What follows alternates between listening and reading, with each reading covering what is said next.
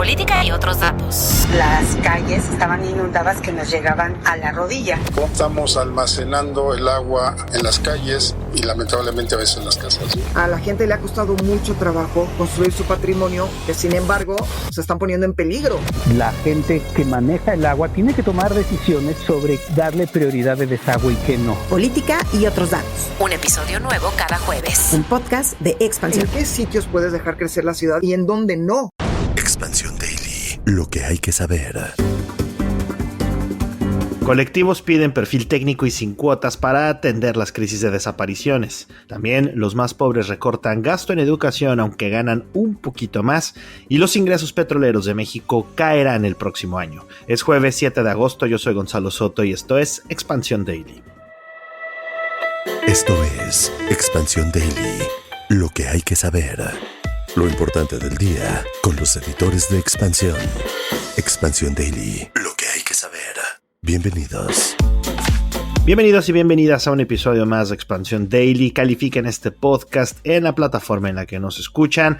Regálenos sus 5 estrellas. Y hoy está conmigo Lidia Arista, reportera de Expansión Política. Muy buenos días, Lidia, ¿cómo estás? Hola, Gonza, muy buenos días. Muy feliz de estar por acá. Ya es agosto, este mes me gusta mucho, así que vamos a comentar las notas. A mí también. Antes de comenzar, muchas felicidades a 2 personas a las que aprecio mucho. La primera más que la otra, la verdad.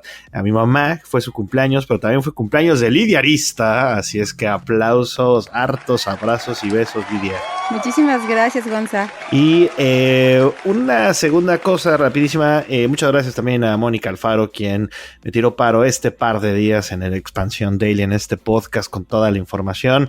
Andábamos fuera nuevamente en una misión, pero ya andamos de vuelta en estos micrófonos y nos arrancamos con la primera nota porque varios colectivos han pedido que la titularidad de la Comisión Nacional de Búsqueda de Personas sea de un perfil técnico, que no sea una cuota política, ya que la crisis de desapariciones en nuestro país no solamente se ha agravado, sino mantiene una herida muy, muy abierta en muchísimas familias, en muchas personas que buscan todos los días a ese ser querido. Así es, Gonza. Fíjate que este es un tema súper interesante e importante en nuestro país, sobre todo partiendo de la crisis de desapariciones por la que atravesamos ya desde hace varios años, y ahora se encuentra en un momento especial porque hace unos días renunció a la Comisión Nacional de Búsqueda Teresa Reyes.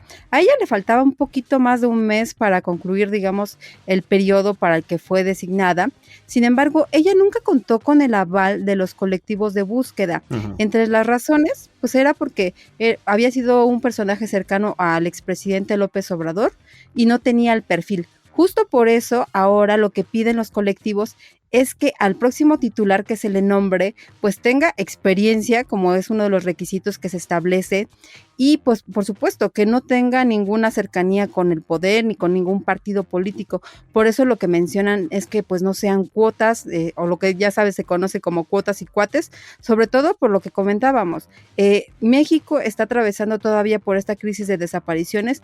Más o menos en el gobierno de la presidenta Claudia Sheinbaum se habla de que, o de acuerdo con cifras oficiales, son 90 reportes de desapariciones por día. O sea, imagínate el reto que va a enfrentar el próximo titular. No solamente hay que imaginarlo, hay que dimensionarlo. Y de nuevo, pensemos en 90 personas que conozcamos, cada una y cada uno de nosotros.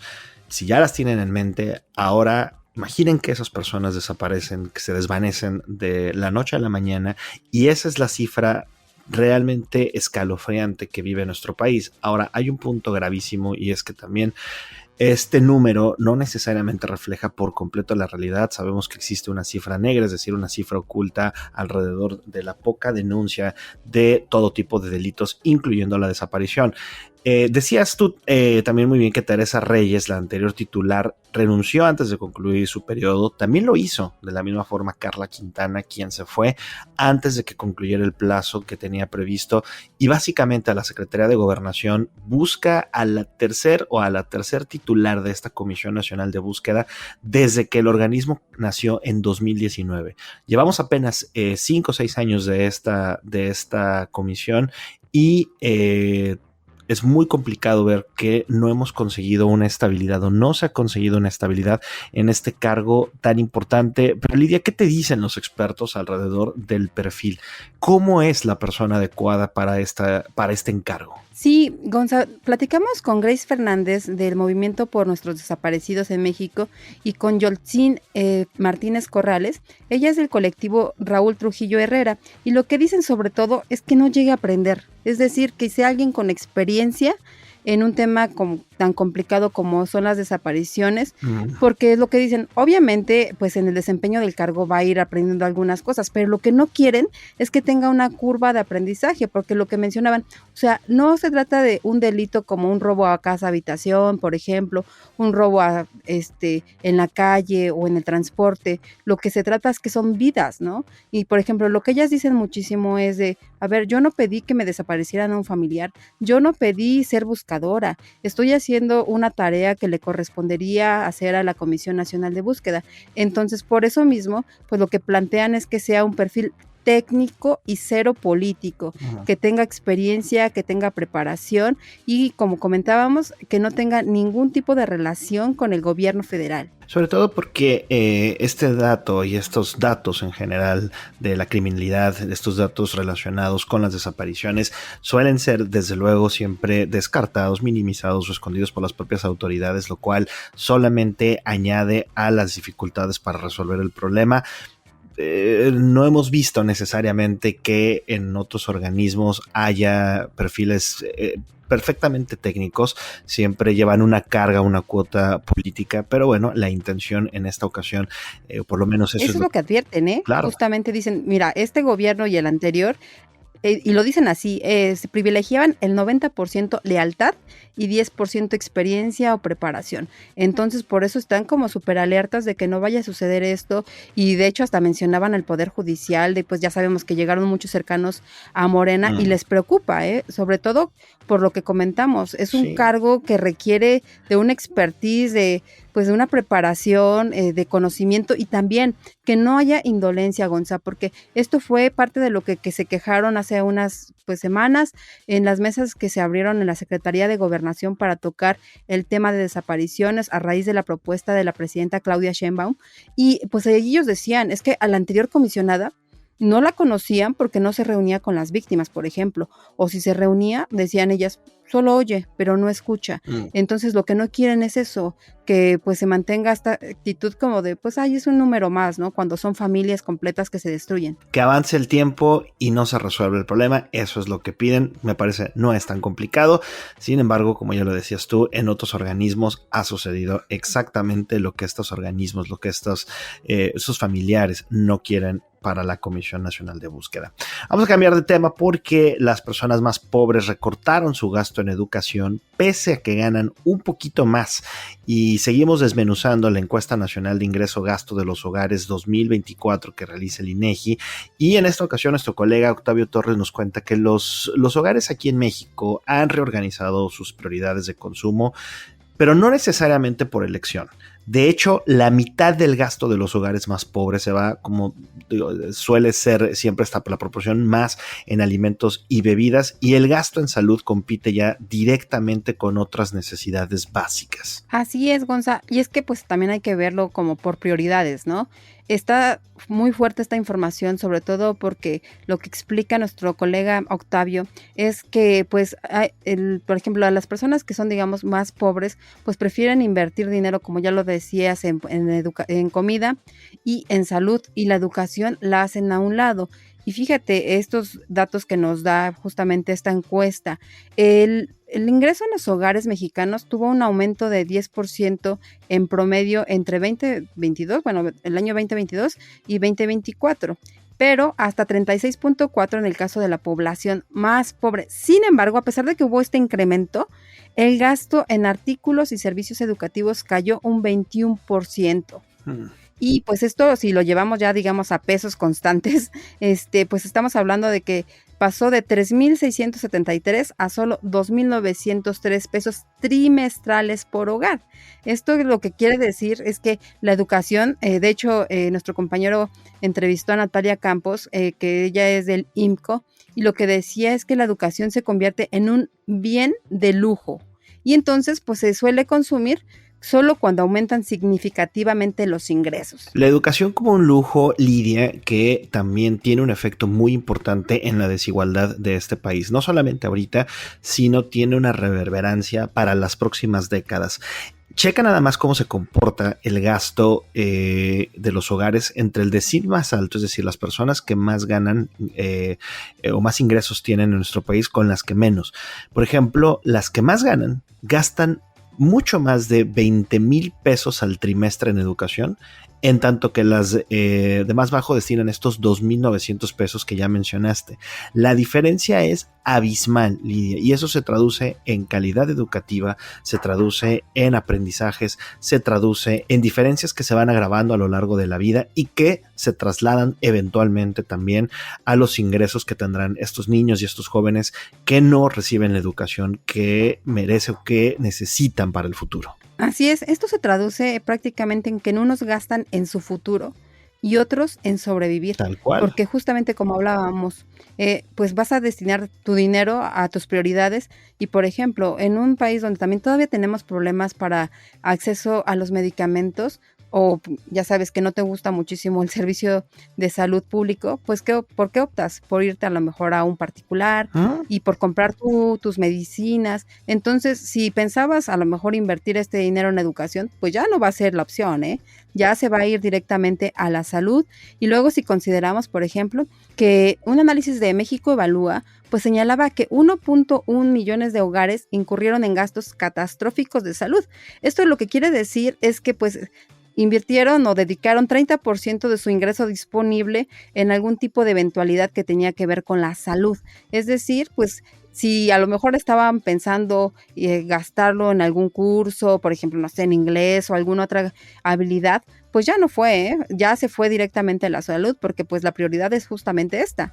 Correcto. Y a ver, es una paradoja también, Lidia, que en una época en la cual las personas de menos ingresos han recibido, de acuerdo con el gobierno federal, más recursos a través de transferencias directas, ahora destinan más dinero a otro tipo de prioridades como es la alimentación, como es la propia vivienda. Llama mucho la atención eso, llama mucho también cómo parece que se detienen los factores de movilidad social, como es el tema de la educación y el bienestar a largo plazo. Vaya, los expertos además coinciden en que esta dinámica solamente está generando una mayor discrepancia y una mayor separación entre las personas que más tienen y las que menos tienen. Se ha profundizado la desigualdad en nuestro país de acuerdo con estos datos y además tiene un efecto en el corto plazo también bastante dañino. Y bueno, ahora que hablamos de cómo los que menos ingresos tienen son los que terminan pagando los platos rotos, les recomiendo muchísimo el episodio de hoy de Política y otros datos, que trae un tema de verdad que nos afecta a todas y a todos, pero sobre todo a quienes menos ingresos tienen. Se llama Temporada de Lluvias, ¿por qué la Ciudad de México siempre se inunda? Y serán ustedes habitantes de la capital o no, pero creo que este caso es paradigmático y sobre todo creo que vale mucho la pena escuchar, ya que tiene aristas en la parte de políticas públicas, en la parte de infraestructura, tiene datos interesantes acerca de cómo se ha transformado nuestra ciudad y sobre todo quiénes salen más afectados cada que tenemos esta temporada. Y bueno, ya saben, vayan a darle play una vez que terminen este daily en la misma plataforma en la que nos escuchan, y si no lo encuentran les dejamos la liga en la descripción como siempre.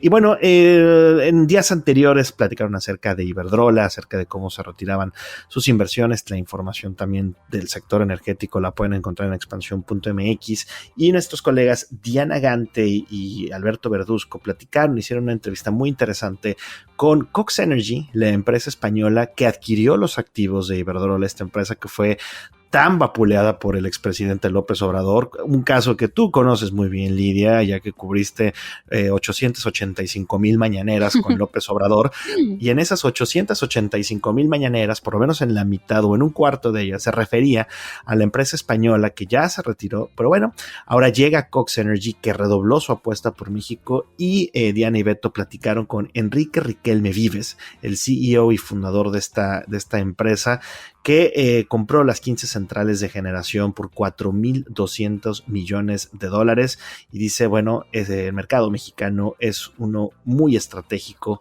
para la compañía hacia el futuro. Así es, Gonza. Pero déjame corregirte, fueron 1,432 mañaneras. Sí, justamente López Obrador, ya sabes que dicen los politólogos que siempre se inventaba a sus enemigos, y uno de ellos fue justamente esta empresa, y pues la criticaba, con todo lo que podía. Ahora, fíjate que está súper interesante esta entrevista que hicieron nuestros colegas, sobre todo porque se habla justamente de esta apuesta que están haciendo a México, y sobre todo que lo están convirtiendo en en el principal mercado para la petrolera. Lo que estamos viendo es que están confiando en México en un momento donde el país pues atraviesa situaciones complicadas, ya sabemos el factor Estados Unidos, el factor Trump, pero también el factor Poder Judicial, que esto creó en algún momento mucha incertidumbre entre los inversionistas, y ahora pues están viendo a México como el destino para la inversión, y además hablaban justamente de que pues sí ven cierta pues certeza jurídica, un buen marco legal para el país. Entonces creo que esto es importantísimo porque estamos hablando de inversiones importantísimas, sobre todo por ejemplo, justo lo comentabas, ya faltará que sea avalada, pero adquirieron 15 centrales de generación por $4,200 millones. Y una cosa importante aquí es Cox Energy ve en México lo que Iberdrola nunca vio. Curiosamente, todos estos factores que recién acabas de mencionar, desde la certeza jurídica hasta la seguridad para las inversiones, es de lo que Iberdrola se quejó a lo largo de muchos años. Pero bueno, ya la suma de estos activos consolida a Cox como el cuarto generador de energía más grande del país y el principal suministrador de usuarios calificados. Se espera que la adquisición además se consolide en el cuarto trimestre de este año y el primer trimestre de 2026.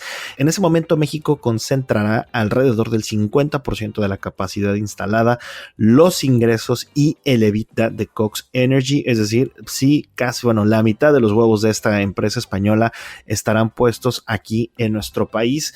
Y bueno, tienen previsto una derrama importante también de inversiones acá en México. Exactamente, tienen previsto generar unos $1,500 millones en ventas. O sea, imagínate esta cantidad, ¿no? Que por supuesto es importante para el país, y por supuesto también lo que buscan es que en el corto plazo las cifras se multipliquen a 3,750 millones. Y pues esto, como lo que comentábamos, es que perfila a México como el destino en el que se concentrarán por lo menos la mitad de las inversiones de Cox en el próximo plan estratégico. Entonces, creo que es una muy buena noticia para el país, más allá del asunto político que sí, pues al final estuvo contaminando pues el otro gobierno, pero ahora lo que decíamos, están volteando a ver a México y lo están volteando a ver en serio. Llama mucho la atención además que sea en el sector energético, que ha sido el talón de Aquiles a lo largo de los últimos años.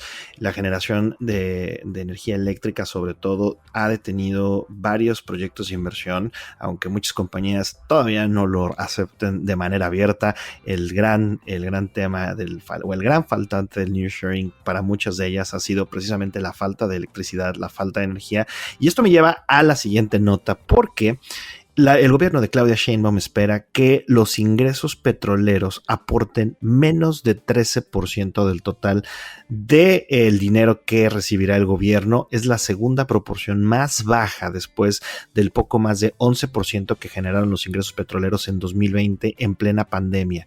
Traducción: 2026 será un año terrible para el olvido en materia de ingresos petroleros. Hace unos años, por allá en la época de Vicente Fox, de Felipe Calderón, hablábamos de una dependencia petrolera.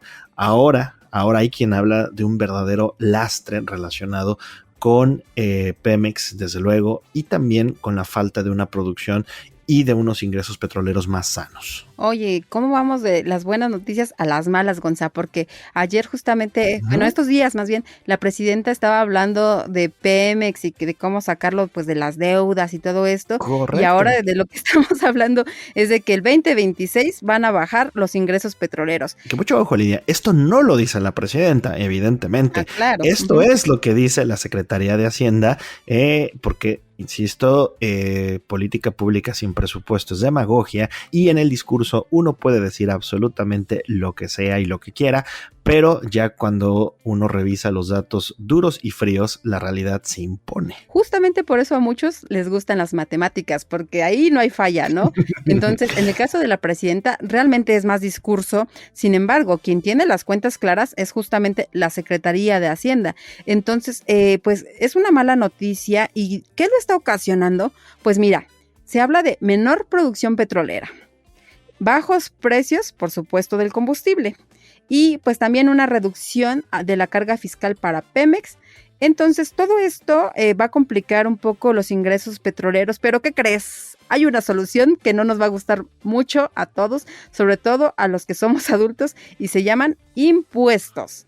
Porque justamente, de algún lado. Sí, de algún lado tiene que salir, ¿no? De algún lado hay que salir, de algún lado tiene que venir la lana con la cual estamos pagando y financiando los proyectos del gobierno. De algún lado debemos de generar los recursos para que las autoridades puedan seguir adelante con los programas sociales, con las obras de infraestructura. La tormenta perfecta se generó, Lidia, bien lo dijiste, un menor valor en el precio del petróleo, con una menor producción, ahora sí que menos de un lado, menos del otro, y se genera una reducción muy importante. Y bueno, lo grave o sumándole a la dificultad de esto es que la menor contribución de los ingresos por renta petrolera representa una reducción de más de 130,000 millones de pesos frente a lo programado para este 2025. 130,000 millones de pesos con los cuales no contará el gobierno el próximo año.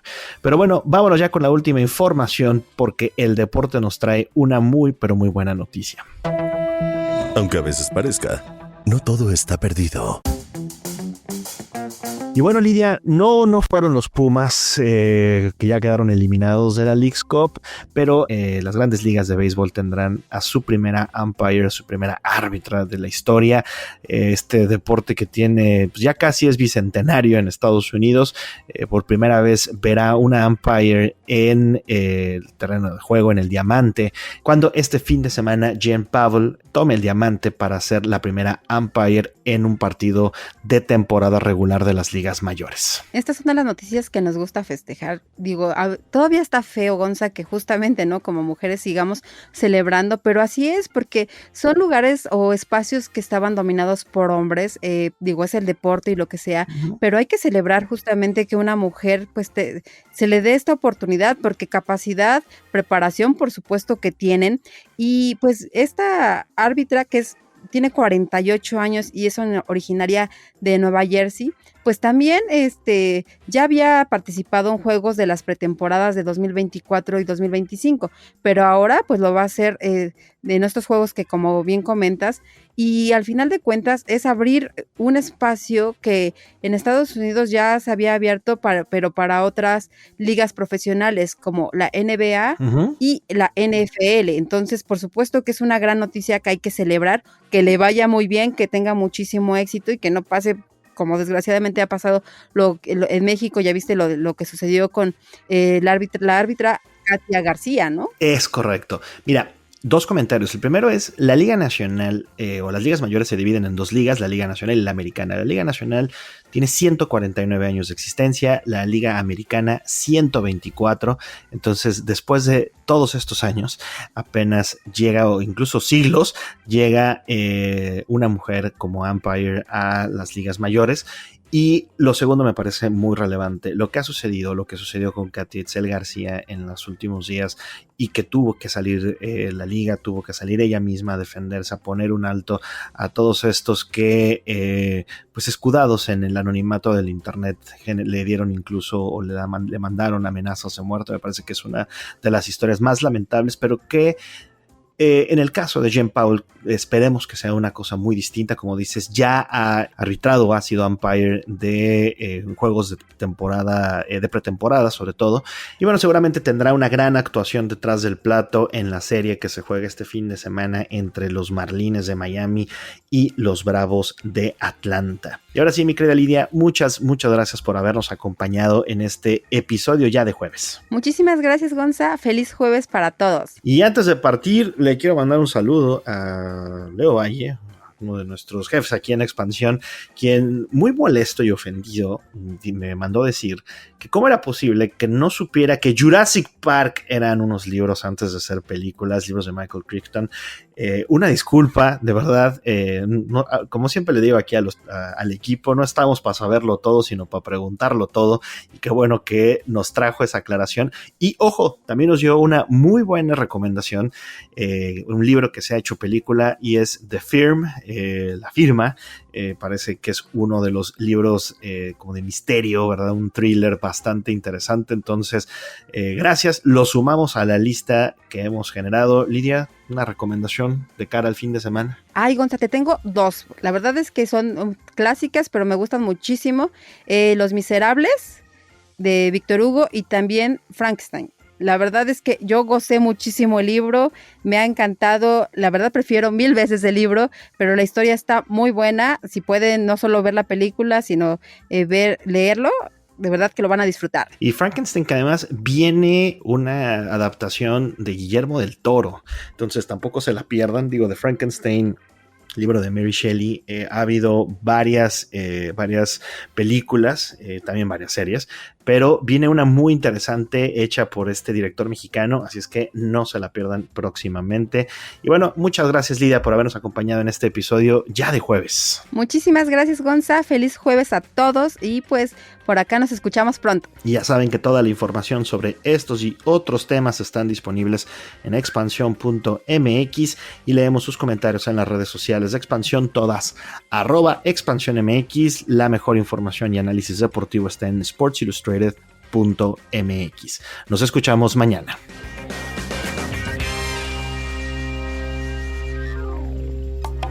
Expansión Daily. Escucha un nuevo episodio lunes a viernes a partir de las 6 de la mañana. Expansión Daily es un podcast de Expansión. Este episodio llega a ti gracias a rss.com, el podcasting hecho simple.